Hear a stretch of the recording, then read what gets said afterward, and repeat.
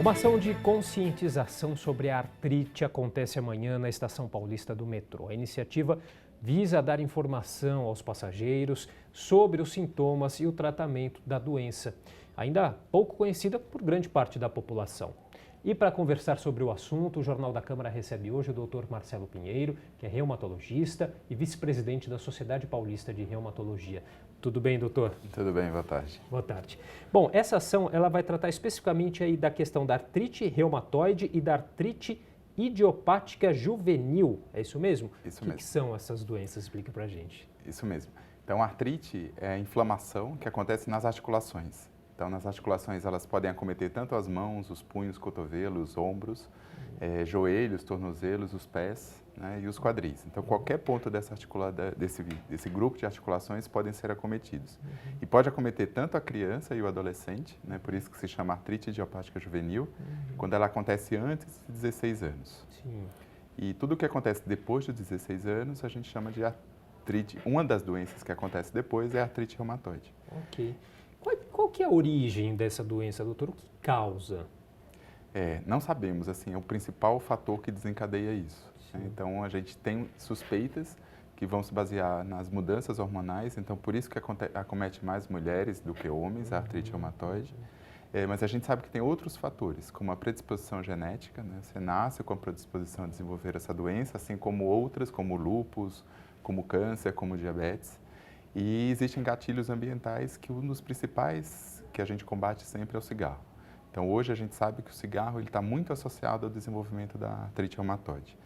E combater o tabagismo é uma tarefa de todo médico, né? Parece um mantra que todo médico fala para parar de fumar, mas nessa doença ela tem uma relação muito forte, né? Da produção de anticorpos contra as articulações e a relação com o cigarro. E existem outros fatores, né, que nós conhecemos menos, mas a relação com o estresse.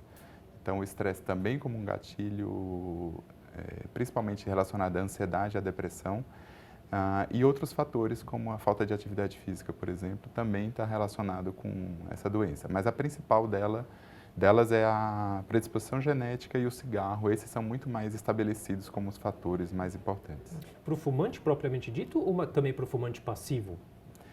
Para ambos, mas a gente tem uma relação maior com o ativo, né, mais do que o passivo. Mas a gente sabe que o passivo também consome um pouquinho daquele cigarro, né?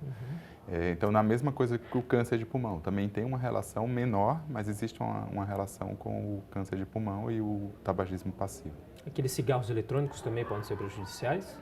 Esse é um assunto mais recente, né, desses cigarros eletrônicos, aí causando problemas no pulmão dos indivíduos. Então, ainda não tem uma legislação no Brasil, mas a gente sabe que nos Estados Unidos ela está associada com problemas graves nos pulmões. Então, a gente não tem um estudo mostrando a relação entre cigarro eletrônico e artrite, mas a gente sabe que ele talvez não seja uma coisa tão legal, principalmente que está havendo um consumo abusivo entre adolescentes. Para a gente entender um pouquinho melhor, quais os principais sintomas da artrite, doutor? Então, dor, né, o principal que chama mais atenção, dor e inflamação, ou seja, a junta incha.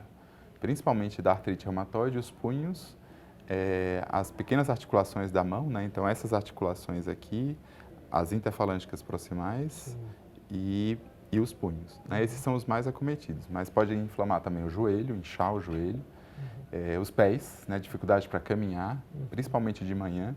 E o paciente tem dificuldade ou uma rigidez matinal. De manhã ele acorda meio enferrujado. E isso demora em torno de 20 a 30 minutos até ele conseguir abrir e fechar a mão com mais facilidade.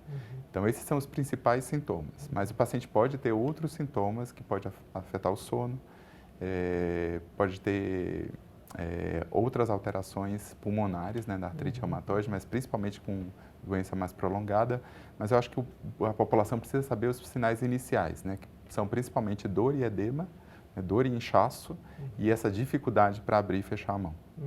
E a Associação Brasileira Superando o Lúpus, Doenças Reumatoides e Raras, também participa da ação, né? O senhor falou aqui a questão do lúpus. Qual que é a ligação entre a artrite e o lúpus, doutor? O lúpus é outra ligação? O lúpus é outra doença diferentemente da artrite reumatoide. Também é uma doença autoimune, ou seja, você produz anticorpos contra as suas próprias estruturas, né? No caso da artrite reumatoide, mais direcionado contra as articulações. No lúpus pode ser qualquer órgão do nosso corpo. O lúpus pode causar artrite, né? Mas uma doença em geral não se transforma na outra. A artrite reumatoide acomete principalmente mulheres ao redor dos 45, 55 anos, né, na proporção aí de 4 a 5 mulheres para cada homem. E o lúpus acomete mais mulheres mais jovens, né, principalmente na pré-menopausa.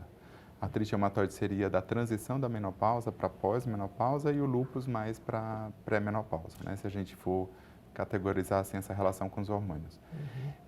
O lúpus é uma doença mais grave, né, com envolvimento de órgãos internos de forma mais relevante, então pode acometer rim, principalmente, que é o cérebro, né, esses órgãos não são acometidos pela artrite reumatoide. Então, o lúpus é uma constelação de vários outros sinais, o que chama mais atenção é a lesão de pele e que piora com o sol. Né? E a artrite reumatoide é mais doença da articulação propriamente dita. E a artrite idiopática juvenil, ela não é mais classificada como doença rara, correto? Ela não é tão frequente, mas ela não é uma doença rara. Né? Como existem outras doenças que nós chamamos de doenças raras, a artrite idiopática juvenil ela não é tão rara, acontece aí acomete de meio a 1% da população abaixo de 16 anos. Ela pode acometer desde a primeira infância até a próximo da adolescência. Né? Então, existe aí meio a 1% da população que pode ser acometida, né, de crianças e adolescentes que podem ser acometidos pela artrite idiopática juvenil. Agora, quem acaba desenvolvendo artrite juvenil, necessariamente vai ter a artrite reumatoide? Não, assim, se a doença começa antes dos 16 anos, ela vai se chamar artrite idiopática juvenil, mesmo que você tenha 50 anos, 70 anos. Ou seja, embora ela é de quando ela começa, que nós classificamos. Okay. Então, ela vai ser artrite idiopática juvenil, mesmo se o paciente viver 100 anos. A principal forma da artrite idiopática juvenil, que é esse de dor na criança, né, de dor articular, dor e inchaço, ela pode ser uma evolução tipo artrite reumatoide, mas ela sempre vai ser artrite idiopática juvenil até você morrer. E é uma doença crônica, doutor? Não tem cura? Como que é o tratamento? Todas elas, nessas doenças reumáticas, são doenças crônicas. Sim. A gente não tem uma cura propriamente dita para elas, mas existe sempre uma luz no final do túnel. Existe um tratamento, o tratamento é eficaz e seguro, né, na grande maioria das vezes. Ele é disponibilizado gratuitamente pelo Sistema Único de Saúde e pelos planos de saúde, porque eles são medicações que podem ser de alto custo. Então, mas a população tem acesso a isso. Então, tanto em hospitais públicos quanto privados, a gente vai ter acesso a essas medicações. O grande problema que a gente tem é do paciente chegar ao reumatologista, porque a especialidade é um pouco desconhecida da população geral. Ninguém sabe muito bem quem é esse médico. Todo mundo sabe quem é o ortopedista, quem é o cardiologista, né? Mas o reumatologista, que cuida das doenças do aparelho locomotor, né? Então, tudo que você tiver dificuldade de mobilidade ou atrapalhar a sua função com dor, né? Seria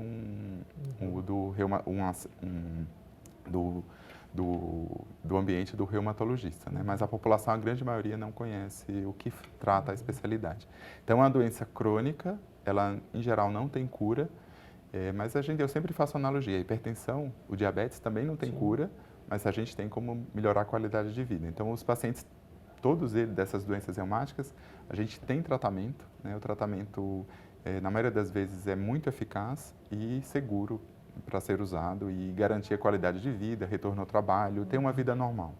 Falar um pouquinho então sobre a campanha que acontece, a ação, né, de conscientização que acontece amanhã na Estação Paulista do metrô. Qual que é o objetivo então? O que foi programado, o que foi pensado para isso? O objetivo principal é divulgação, né? Porque a gente tem um atraso entre o início dos sintomas até fazer o correto diagnóstico, é muito variável e a população que tem menos acesso sofre mais. Então, a gente tem aí várias pesquisas mostrando que do início de sintomas até o correto diagnóstico, isso pode atrasar o diagnóstico em 5 a 10 anos. Né? Então, se a gente conseguir conscientizar a população a procurar o reumatologista antes, a gente vai ter menos sequelas. Porque essas doenças, né, artrite reumatoide e artrite idiopática juvenil, elas podem, se não tratadas, levar à incapacidade. Então, prejudicar a mobilidade de um punho, por exemplo, perder a mobilidade de um punho, de um joelho, ter que colocar uma prótese de quadril. Então, isso atrapalha muito a mobilidade e a função dos pacientes. Então, a ideia é essa, conscientizar, reconhecer mais precocemente e assim fazer o diagnóstico mais precoce e um tratamento mais eficaz. A ação que acontece amanhã, então, reforçando na Estação Paulista do metrô, das 10 da manhã às 4 da tarde. E também há uma exposição, essa sim acontece durante todo o mês de outubro, uma exposição com dados sobre a doença e relatos aí de superação de pessoas que convivem com a artrite. É isso mesmo? Isso é bastante importante, né? Porque as pessoas acham que reumatismo não tem cura, que é coisa de velho e que não tem o que fazer, né? Só esperar a doença comprometer a sua função, a mobilidade. E isso a gente quer desmistificar, né? Existe tratamento, não é coisa de velho, a gente está mostrando aí que crianças podem ter, crianças e adolescentes, e as doenças inflamatórias, reumatológicas, elas acometem principalmente os mais jovens, né? Abaixo de 40, 50 anos. As doenças degenerativas, que isso que é legal de desmistificar, aí que elas estão relacionadas ao envelhecimento. Mas aquelas doenças da inflamação, que incham, que dá aquela rigidez de manhã, essas são dos mais jovens. Tá certo. Queria então agradecer a participação do Dr. Marcelo Pinheiro, reumatologista, vice-presidente da Sociedade Paulista de Reumatologia, conversando um pouquinho hoje aqui com a gente. Obrigado, doutor, pela participação.